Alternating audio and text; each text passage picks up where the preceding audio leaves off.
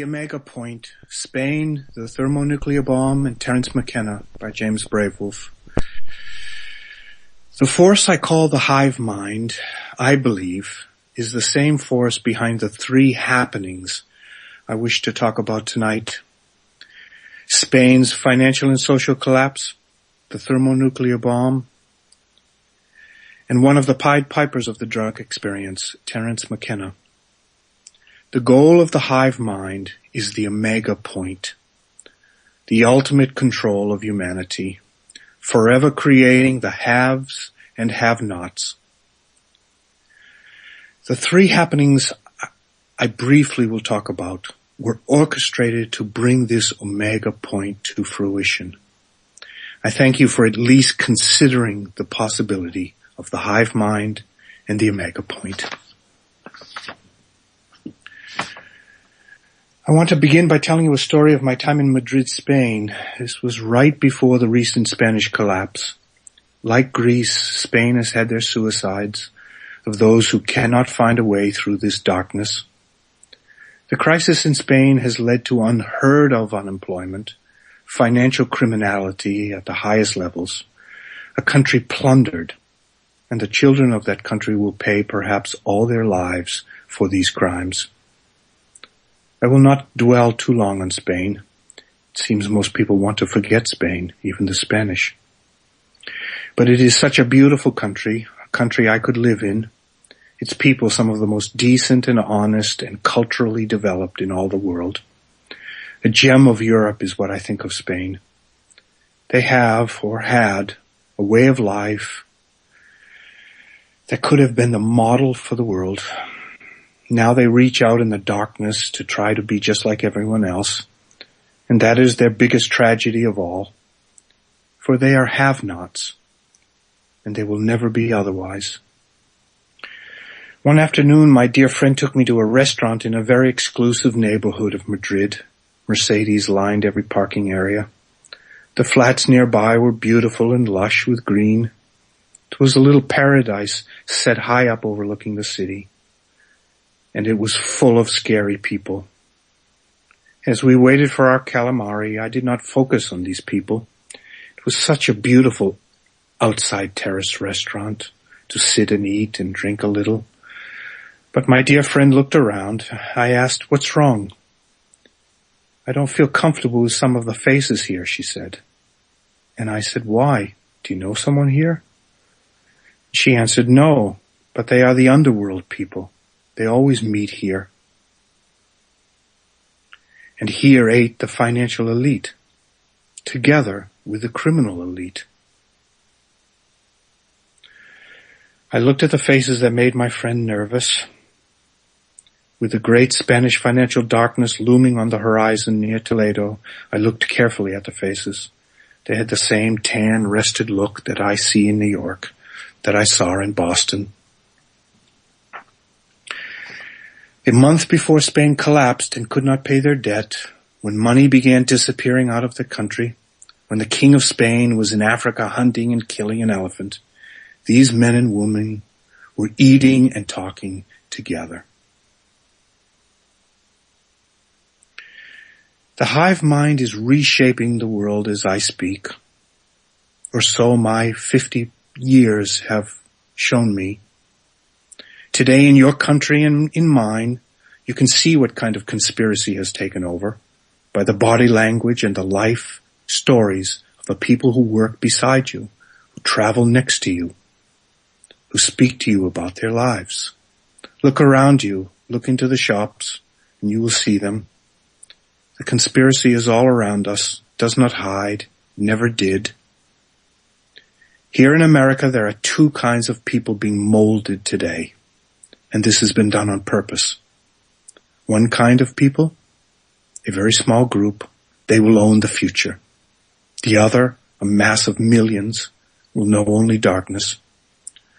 Already a technocratic OCD society is being created. Only those who can facilitate the survival and domination of this self-proclaimed elite will live in the new society of floating, man-made islands. island city-states that will come sooner than you can imagine. The mass of humanity is being separated day after day, year after year, from this small group who see themselves as the triumphal end result of evolution. They see themselves as the shining achievement of human development, the omega point, and they consider themselves as far away from the Walmart world that they purposely built as you are from an ant. I walk in these two worlds each and every day. I have been a witness to the change in my country and in the change in those countries where I was welcomed home. Before my father died, he made an observation. He said, they are making everyone fat on the inside and out. It is my sincere belief that the CIA, funded by great financial interests, created a kind of dry bomb to be ignited, set off, to divide humanity into the haves and have-nots. The dry bomb detonated in the early 1960s, spread like a Monsanto pesticide all over Western civilization in order to create the haves and have-nots. Or so I have come to believe. For example, the Radical Students for a Democratic Society received CIA money in the millions to destabilize the American empire with social protests, in order to turn this empire, once and for all, into a Marxist state, where dissent would become non-existent. That is what we have today. But Marxism was not the end of the plan, not the goal of the hive mind. It is only a system to control the have-nots. The true goal of the hive mind is to create the omega point, the idea that evolution is coming to a merging, a confluence of the hive mind, that the hive mind is creating for itself a psychic unity, and that this is the next step in human evolution, a world where the haves believe themselves to be God. Terence McKenna, American drug theorist and promoter, was part of the Omega Point Project for the hive mind. Again, the project's goal to reach a fusion of technology and elite minds to form the ultimate symbiosis, the culmination of evolution, separating themselves from the rest of humanity in order to protect themselves and their project, to keep the have-nots from learning what was going to happen. They released drugs into the Western world. And perhaps I should repeat that. In order to protect themselves and their project, to keep the have-nots from learning what was going to happen, they released drugs into the Western world in order to numb us into submission. Terence McKenna worked hard to intoxicate us into submission. And sadly, because he was bullied in school, he also worked to feminize males into subservience. He wanted to rewire the human male, or see that their numbers diminished. All his theories worked so well to enslave the have-nots, so that the hive mind could work toward their ultimate goal, the omega point. That Terence McKenna was bullied in school and in his isolation developed an acute sensitivity does not take away from the reality that he was swallowed up by a greater force, a force that is now the bully of the whole world. In trying to save the world from bullies, his energy was used to make the bullies almost unstoppable. Terence McKenna, because the world hurt him, wanted to escape. His inquisitive mind found drugs of all kinds, and his bravery made him follow that dangerous path as far as it could take him. And it took him to the social engineers who were giving birth to the new human, whether Terence knew it or not. Whether he knew it or not, he helped people drift away from the grace of God that is within each of us. In a vision, I saw the future have and have not world. when our resources finally give out because we were trained by the hive mind to be consumers, the split between have and have-nots will physically come. I saw a spaceport in my vision. It was immense and awe-inspiring. Ships danced in slow-motion circles above my head. They were all different colors and so non-human. Like magic, yes. I was with the leader of the spaceport. He was showing me the magnificence. These ships were coming from another dimension and returning there. He wanted me to be part of this world. And then I saw outside the fence a small human with a sign. He was some kind of protester, and I felt such anguish looking at him. For in that instant I thought I was looking at myself, someone who was not part of this future and never would be. I looked closely at this lone young man. He represented the world outside the spaceport, a world that no one cared about. He was one of the children of the future, children that the social engineers would make sure would never be able to rebel or stand up for themselves, lost in their inner and outer wasteland. These have-not humans in the countless millions lived in a brown, lifeless world, and they were dying out. The spaceport floated on a man-made island just off the coast, and this was the future of humanity. In my vision, the social engineers had changed evolution for their own benefit, as all predators and bullies will do. And they used Terence McKenna and his ideas about drugs and about dropping out of Western civilization and about becoming an American Indian again to the advantage of the social engineers, and only the social engineers. Terence said he wanted illumination for his disciples, but what really took place was an acceptance that we can make ourselves better with drugs. After he died, his library was donated to the Esalen Institute, but somehow there was a fire and his library of very precious books were burned away. And I find this very odd and very strange indeed. In my childhood town, I had a friend named Chris whose father helped change the very foundation of the world.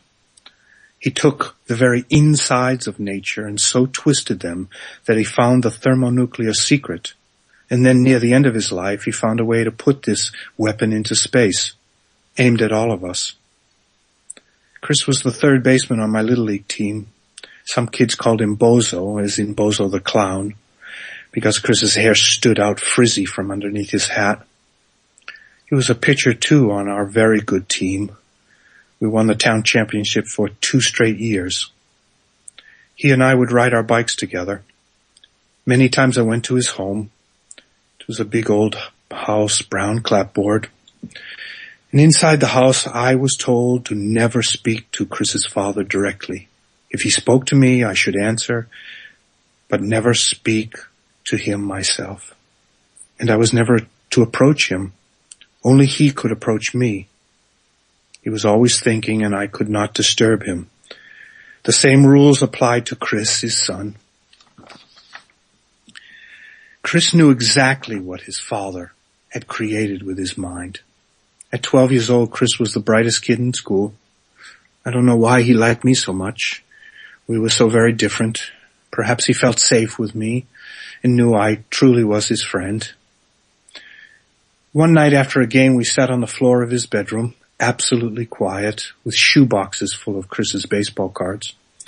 Each team was wrapped in an elastic band. This was before baseball cards were monetized and demonized, so that kids collected cards not out of joy, but out of how much the card might be worth one day. There on that floor, Chris suddenly went away from the room. He didn't stand up and move away. He went away in his mind. I could see him go to where I knew I could not follow. He was going into his future, and he saw something there that he did not like, that he could not do no matter what. Then he returned to the baseball cards and me. He smiled, I think, thankful that I was his friend. I could see his gratefulness in his eyes. And because he's trusted me, he said, I will never be like my father. I could do what he can do, and I could do more than what he can do. I could build one bomb that could break apart the whole world. I sat there listening, knowing this was what Chris had just now seen in the future. I will be able to build it, he said. I can feel it growing in my mind. That is the thing about physics. It is a growth within your mind. Slowly it takes shape and form as you go down different pathways. And then things come together. I see the patterns now, the equations. I see this bomb is alive in my mind. He looked away from me and he said, make sure I never do it. James, please make sure I never build it. And I said, I promise, though I don't know if he heard me or not. And that night we formed a conspiracy of two. It is the only conspiracy I have ever belonged to, no matter what you might think. As life pulled me in so many different ways, I lost track of Chris, but I believe he still belongs to the have-nots. To this very day, I check the list of physicists working at CERN and the visiting scientists at Princeton. I check for his very famous last name that almost everyone knows. I have not found it. The sacred bond of our conspiracy has not yet been broken. I pray it never will.